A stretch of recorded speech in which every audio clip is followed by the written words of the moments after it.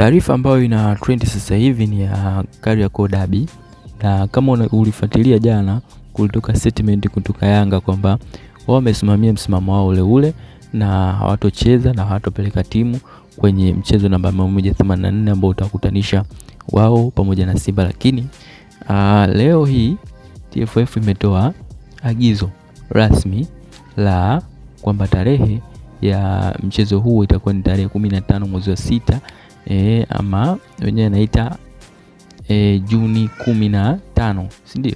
Tarehe 15 of course. Kwa hiyo kila timu inabidi jiandae vizuri ili kuweza kukabiliana na mwenzie. Lakini kwa upande wa Yanga sijajua kama wao wako tayari, kwa sababu barua yao ya jana iliweza kusambaa sana na kuonekana kwamba bado wanashikilia msimamo wao ule ule, hawatopeleka timu, hawatoshiriki kwa namna yote katika mchezo huo. Kwa hiyo endapo yote haya yatajitokeza, basi Simba atapata pointi 3 pamoja na magoli 3.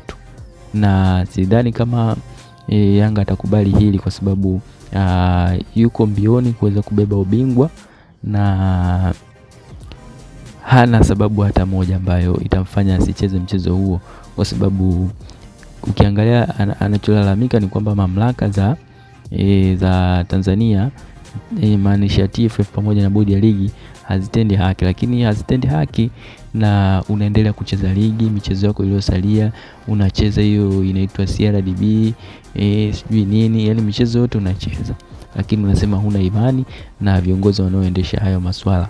Kwa hiyo naweza nikasema ni point ambayo ni very weak, haina mashiko yote. Kwa hiyo tutegemea lolote siku hiyo, huenda ni mbombo tu zinatembea hapa ili kuweza kuwatoa mchezoni Simba kwenye hilo. Lakini wao kama wao, naona kila dalili kwamba watapeleka timu kwenye mchezo huu. Kwa hiyo Simba wenyewe wako tayari kwenye hilo na wanasema watapeleka timu.